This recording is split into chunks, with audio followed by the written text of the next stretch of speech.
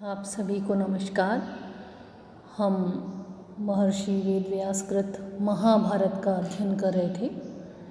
महाभारत भारत की अंतरात्मा, उसके धार्मिक तथा नैतिक मन का, सामाजिक एवं राजनीतिक आदर्शों, संस्कृति एवं जीवन का महाकाव्य है। इसमें 1,00,000 श्लोक उपलब्ध होते हैं, अतः इसे शत सहस्र संहिता कहते हैं। इसके विकास की 3 क्रमिक अवस्थाएं जय, भारत, महाभारत, इतना हम अध्ययन कर चुके हैं। आज हम महाभारत की कथा वस्तु का अध्ययन करेंगे।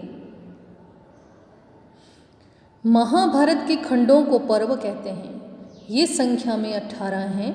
आदि, सभा, वन, विराट, उद्योग, भीष्म, द्रोण, कर्ण, शल्य, सौप्तिक, स्त्री, शांति, अनुशासन, अश्वमेध, आश्रमवासी, मौसल, महाप्रस्थानिक, स्वर्गारोहण।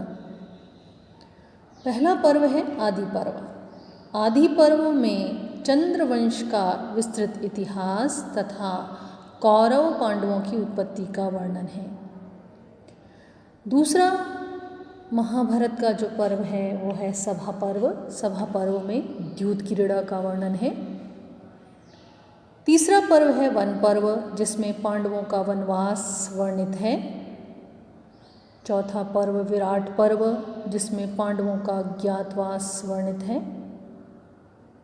पांचवा पर्व है उद्योग पर्व, जिसमें श्री कृष्ण का दूत बनकर कौरवों की सभा में जाना तथा शांति का उद्योग करना वर्णित है। छठा पर्व भीष्म पर्व, जिसमें अर्जुन को गीता का उपदेश, युद्ध का आरंभ, भीष्म का युद्ध और शरशय्या पर पड़ना ये वर्णित हैं। महाभारत का जो 7वां पर्व है वह है द्रोण पर्व। उसमें अभिमन्यु वध, द्रोणाचार्य का युद्ध और द्रोणाचार्य का वध वर्णित है। 8वां पर्व है कर्ण पर्व, जिसमें कर्ण का युद्ध और वध है।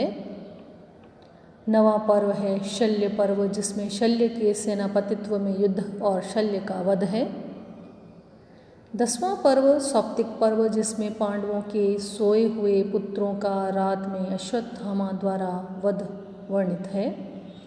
11वां पर्व स्त्री पर्व, जिसमें स्त्रियों का विलाप है। 12वां पर्व है शांति पर्व, जिसमें भीष्म पितामह का युधिष्ठिर को मोक्ष धर्म तथा राजधर्म का उपदेश है। 13वें पर्व अनुशासन पर्व में धर्म तथा नीति की कथाएं हैं।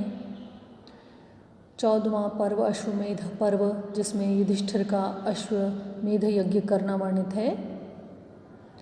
15वां पर्व आश्रमवासी पर्व, जिसमें धृतराष्ट्र, गांधारी आदि का वानप्रस्थ आश्रम में प्रवेश वर्णित है।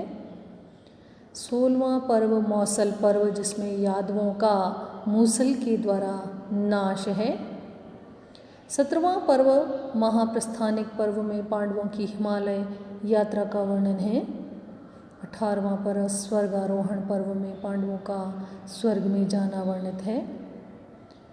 इसके अतिरिक्त महाभारत में अनेक रोचक तथा शिक्षाप्रद उपाख्यान भी हैं, जिनमें प्रसिद्ध है शकुंतलोपाख्यान, मत्स्योपाख्यान, रामोपाख्यान, शिवी उपाख्यान, सावित्री उपाख्यान, नलोपाख्यान आदि।